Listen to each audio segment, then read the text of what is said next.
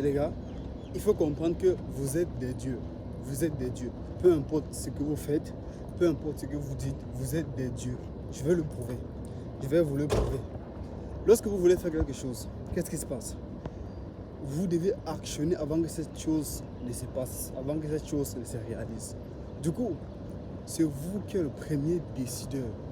C'est vous qui mettez tout en réalité. C'est vous qui concrétisez tout. Ok, du coup, vous allez me dire, Dieu est celui-là qui donne le souffle. Bah oui, raison pour laquelle j'ai dit, vous êtes des dieux, justement parce que vous avez tout cela, le souffle, l'intelligence, la pensée illimitée, le pouvoir illimité, l'imagination. Vous avez tout cela en vous. Tout ça, c'est en vous. Et c'est ce qui fait de vous les dieux, du coup. Ok? Il faut comprendre que c'est la raison pour laquelle lorsque vous croyez fermement que quelque chose est vrai, c'est vrai pour vous. Ça devient vrai, même si ce n'est pas vrai. Par exemple, il y a un truc que j'aime souvent dire, c'est si vous croyez que quelque chose est faux, vous avez raison, même si vous avez tort. Et ça va dans le même sens, si vous croyez que quelque chose est vrai, vous avez raison, même si vous avez tort, parce que vous allez mobiliser tout votre potentiel, toute votre énergie, toute votre intelligence pour que ça soit vrai. Et ça serait vrai pour vous. Ça serait vrai pour vous. Il faut comprendre que ce qui nous rend exceptionnels, ce qui nous fait des dieux, ce qui nous rend des dieux, c'est notre capacité à imaginer l'inexistable et le concrétiser dans la vie réelle. Ça, c'est pas tout le monde qui peut le faire. En fait, pas tous les êtres, à part les êtres humains. Raison pour laquelle nous sommes des dieux, que vous le vouliez ou non. C'est nous qui créons les êtres humains. On donne naissance à d'autres êtres humains. Est-ce que vous comprenez? C'est ça qui fait de nous des dieux.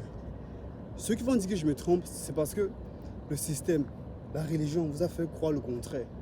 Que vous ne valez rien, que vous n'êtes rien. Du coup, vous vous dites, si on n'est rien, oui on accepte, mais ça veut dire qu'il y a une autre personne qui est au-dessus de nous. Du coup, la religion est là pour faire cela. Non, vous n'êtes pas rien. Vous êtes le même Dieu. Dans les religions, qu'est-ce qui se passe? On vous aide à comment dirais-je ça? À trouver cette énergie-là pour vous faire comprendre que vous avez le pouvoir. En fait, il faut comprendre que lorsque vous partez dans les religions, à l'église, à la mosquée, peu importe, le potentiel que vous dégagez, l'énergie que vous dégagez dans les églises, c'est quelque chose qui est déjà en vous. On vous aide juste à monopoliser cela, à faire ressortir cette énergie-là. L'énergie de paix, l'énergie de bien-être, de bonheur, toute cette énergie-là. L'église sert juste à faire ressortir cela. Sinon, c'est déjà en vous. La preuve en est, c'est qu'il y a des gens qui dégagent la même énergie sans être allés à l'église. Pourquoi? Parce que c'est déjà à nous, il faut juste savoir comment le déclencher. Beaucoup de personnes ne savent pas comment déclencher cela. Du coup, est-ce que l'église c'est une mauvaise chose? Est-ce que les mosquées, est-ce que les religions c'est une mauvaise chose? D'une part, oui.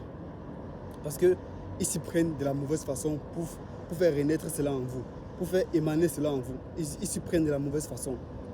La raison pour laquelle les églises et les mosquées, peu importe, ça devient négatif parce que les gens croient à ça plus qu'en eux. C'est comme si on te dit, ok, on va prendre l'exemple de Michael B. Jordan, le plus grand basketteur.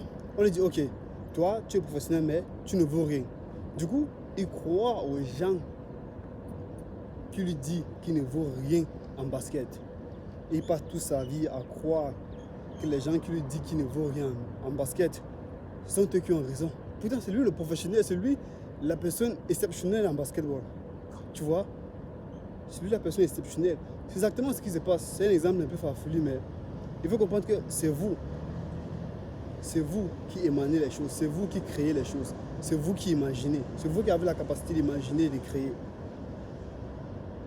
Du coup, pourquoi est-ce que vous avez besoin des autres pour vous faire croire? Enfin, vous n'avez pas besoin des autres. Et ce qui justifie ça, c'est que il faut comprendre que même l'émotion d'être en joie, la paix du cœur et tout ça, c'est quelque chose qui est déjà en vous. Vous êtes né avec. Lorsque vous étiez petit, vous étiez heureux, n'est-ce pas?